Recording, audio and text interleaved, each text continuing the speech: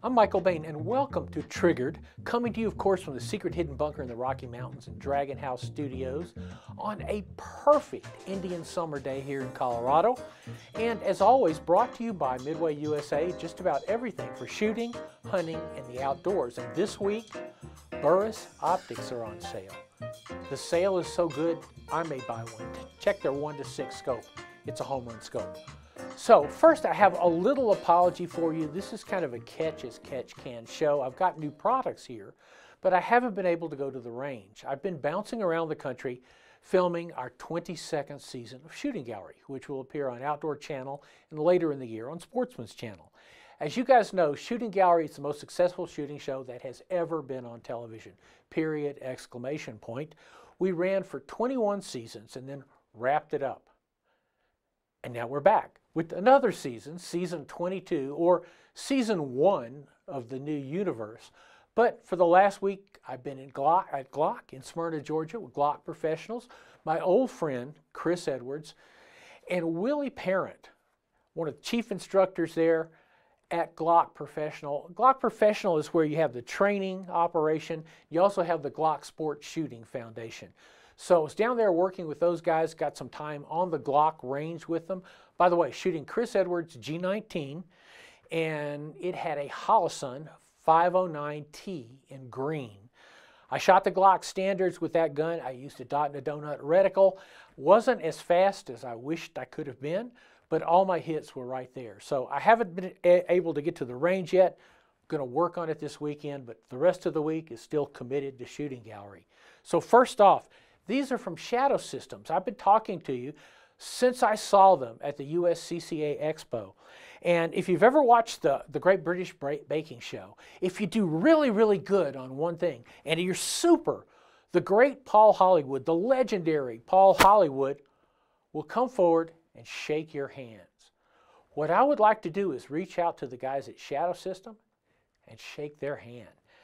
These guns, in the wild, the two that they sent to me are amazing guns, especially knowing what goes into them. We obviously will have a whole show on these guns a little bit later, but I just wanted to touch a couple of bases. The first base is it comes with 3 different back straps, and you're going like, well, yeah, lots of guns come with different back straps, small, medium, large. The Shadow Systems back straps are designed to slightly reshape the angle of the grip. One gives you pretty much a Glock type grip, which you would expect from a striker-fired 9mm that very much follows Glock's path. Another one gives you a slightly different grip angle that is very similar to that of the Smith & Wesson M&Ps. The third is like a 1911. Brilliant, absolutely brilliant. Also comes with a mag well. You can put it in, you cannot put it in. Everything about this gun has been thought through. One of the things I like about it, and I tested it just before I walked out here to the studio, fits fine in a Glock holster. You don't have to go out and find another one. It's got an excellent set of sights. It has what, to me, is one of the best optics mounting systems out there. It doesn't use a plate, but it's drilled for multiple different optics. One of the things really striking, I just want to touch on here, we'll go into much more detail when we do the whole show on the guns, is they have a best-in-class way to mount the optic. They also have a great video on their site, on their blog, explaining to you the right way to mount an optic on a gun as opposed to the usual way we all do it. The other thing I wanted to show you really quickly here is something you actually have not seen. This is the XR 920 model. Now it is essentially a G19 size slide on a G17 size frame. What does that remind me of? Let me think a minute. That reminds me of the Glock G19X, one of the best-selling new handguns in history. This is brand new, not even on their site yet. We're going to be shooting a lot with it, but you're going to see a lot more of these guns because this is smart. So here's that handshake, guys. We'll be right back.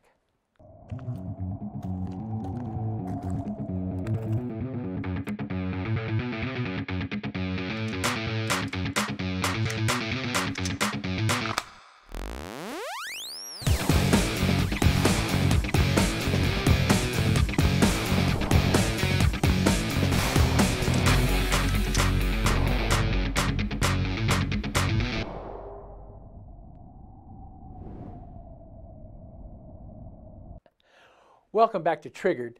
And speaking of things that I have not had a chance to shoot, and I probably won't get a chance to shoot this week, this is, to me, one of the most exciting rifles I've got in a long, long time. In fact, I've been waiting for this rifle for about 7 months. It's a Sig Sauer Cross. That is a bolt-action rifle built very much like an AR-15. This particular version, one of the reasons I've been waiting so long, it's got a Sig 4.5 to 14 scope on it, which is part of the Sig BDX system. That is, the Sig rangefinder communicates with the smartphone and communicates with the scope. So you laze it, it thinks, and then it gives you your aiming point on the scope. This is very much the future of that convergence between optics and electronics that we've talked about so many times. It's also a very reasonably priced convergence between optics and electronics. So I have to set everything up with my phone, set everything up with the rangefinder, and start working with it. But from the very first time I saw the plans for the Sig Cross, it struck me that this rifle has the potential to be that do-everything rifle that I've talked so much about over the years. You know, we come back to Jeff Cooper's concept of a scout rifle. What's a scout rifle supposed to do? Whatever you need it to do. Of course, Richard Mann and I proved that pretty emphatically in Africa on the Scout Rifle Safari. I've shot around the world with my Ruger Gunsight Scout, both in .308 and in 6.5 Creedmoor. With my 6.5 Creedmoor Scout, I was able to have the single best run I have ever had on the scramble course at FTW Ranch with 9-inch targets from 200 to 350 yards. That's with a 5X Leupold on it. But we've talked about the concept of a general utility gun. You can use it hunting. Maybe you can use it in precision rifle. Maybe if you need to defend your house, as I live way out in the country, there might conceivably be some long shots. A general utility rifle would do that. Same thing as a rifle you might carry around your car and truck for varmints. So we focused a lot on the Scout concept and some alternate concepts on the Scout, but the Sig Cross drops really neatly into that utility category. This one is in .308 because I believe in .308. It also comes in 6.5 Creedmoor, and upcoming will come in Sig's super high pressure 277 Fury cartridge. But .308 to me, again, I've carried it around the world. I've used it in multiple hunts. I've used it in multiple classes at Gunsight. I like the cartridge. I know the cartridge. You got a 16-inch barrel. It's an all aluminum receiver. You got a locking 3-lug system, which is really going to be important because at least the original material that's coming out about the 277 Fury is you're talking about a cartridge that's approaching 80,000 pounds per square inch in pressure. Obviously, this particular gun, everything is adjustable. This is a super well thought out system on the butt plate. I have found the gun to be exceptionally smooth. The bolt is really well designed. One of the points that Sig makes is that they spent time talking to hunters, military snipers, and precision rifle competitors. Between those three people, they have a profound idea of how a gun should run. So smooth is good. The bolt handle is exactly the way I prefer a bolt handle. Everything about this rifle I like. I've had a chance to shoot a couple of them. One right when they were getting ready to come out a couple of years ago. Accuracy International Standard Magazine made by Magpul. This one has a trigger of about, on my Lyman gauge, 3 3/4 pounds. It's adjustable down to 2.5 pounds. I think more and more that this rifle is going to be a screaming home run when it comes to, once again, a utility rifle, a general purposes rifle, a rifle that you can take hunting, or a rifle that you can take to a match. A lot of the thought here comes from the experts at Sig, also former experts, Kevin Brittingham and his rifle, the Fix, which also falls into that niche. But interesting, talking to one of the top PRS competitors a couple of years ago, Precision Rifle Series competitors, he goes, in an ideal world, there'll be a rifle that you can take to a match and win, and then take hunting whitetail deer in the South. So looking forward to working with this gun. When we come back, let's talk about shotguns. This week's Triggered is brought to you by Midway USA. Just about everything for shooting, hunting, and the outdoors. Volquartsen Firearms. Excellence is essential. Taurus USA. Prepare and protect. Rock Island Armory Arms Corps. Home of the STK 100. Welcome back to Triggered. I actually got a couple of emails while I was away down in Georgia of people saying, you were going to talk more about the Cimarron 1887 shotgun, lever action 12 gauge shotgun, and compare it to your own 12 gauge lever action shotgun. When are you going to do that? Well, I don't know, but at least I got them both on the table here. Wanted to point out some differences to you. If you recall, about 6-7 months ago, Cimarron down in Texas, my friend Mike Harvey, came out with an 1887 lever action shotgun that he'd been working with Chinese manufacturers on for about a year. Quick history, you already know it, 1887 Winchester. Winchester went to John Browning and said, you need to make us a lever action shotgun. John Browning said, boy, oh boy, that's stupid. The future of the shotgun is the pump. And Winchester said, yes, but we are known for lever guns. We are known for the 1873 rifle that won the West. So go ye therefore, take a lot of money and build us a lever action shotgun, which of course John Browning did. And that was the 1887. One you're most familiar with is the updated version, the 1903, which was in 10 gauge. So it is a beast of a shotgun because running a lever action shotgun for 12 gauge is a pretty big deal. Mike Harvey spent a lot of time on this gun. I talked to him back and forth, and he was working steadily to get it ideal in his eyes. And this is one of the first ones to come into the country.